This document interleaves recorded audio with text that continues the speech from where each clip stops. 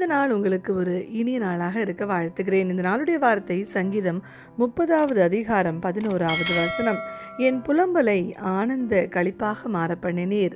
ஆண்டவராகிய இயேசு கிறிஸ்து நம்மளுடைய வாழ்க்கையில காணப்படுகிற எல்லா விதமான புலம்பல்களையும் மாற்றி ஆனந்த களிப்பாய் மாற்றுகிற தேவனாக ஆண்டவர் இருக்கிறாருங்க. உங்களுடைய வாழ்க்கையில கூட இந்த நாளில் ஏதோ ஒரு காரியத்தின் நிமித்தம் நீங்கள் சோர்ந்து போய் புலம்பிக் கொண்டிருக்கிறீங்களா? ஆண்டவர் நிச்சயமாக அந்த காரியத்துக்கு ஒரு முடிவை கொண்டு வந்து அதை ஆனந்த களிப்பாக ஆண்டவர் மாறச் செய்வார். நம்ம வேதத்தை வாசித்து பார்க்கும் பொழுது நகோமியை குறித்து நம்ம பார்க்கும் பொழுது நகோமியோட வாழ்க்கையில பார்த்தீங்கன்னா அநேக இழப்புகள், தன் கணவனை இழந்து தன்னுடைய மகன்களை இழந்து ஒரு விதவையாக அவங்க தனித்து வாழ வேண்டிய ஒரு சூழ்நிலை.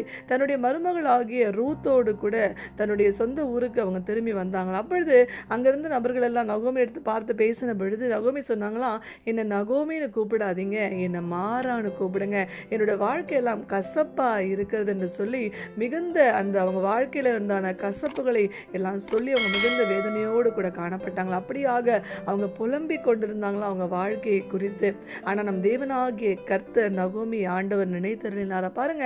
ஆண்டவர் அவருடைய மருமகளா இருந்த ரூத்துக்கு ஒரு புதிய வாழ்க்கையை ஆண்டவர் ஏற்படுத்தி கொடுத்தார். அப்படி ரூத்துக்கு ஆண்டவர் ஆசீர்வாதங்களை கொடுத்து ஒரு மகனை பெற்றெடுக்கும்படியாக ஆண்டவர் உதவி செய்த மகனுக்கு ஓபேத் என்று பெயரிட்டாங்க. இந்த ஓபேத்தை வளர்க்கிற தாயாக நகோமி இப்பொழுது மாறினாங்க. வேதம் சொல்லுகிறது நகோமி அந்த பிள்ளையை தன்னுடைய மடியில வைத்து வளர்க்கிற தாயாக இருந்தாங்க. தன்னுடைய மகன்களை எல்லாம் இழந்து போய் துக்கத்துல புலம்பிக் கொண்டிருந்த நகோமிக்கு இந்த சிறு பிள்ளை, அந்த பேர பிள்ளை கிடைத்த உடனே பார்த்தீங்கன்னா தன்னுடைய துக்கம் எல்லாம் மறந்து போனது.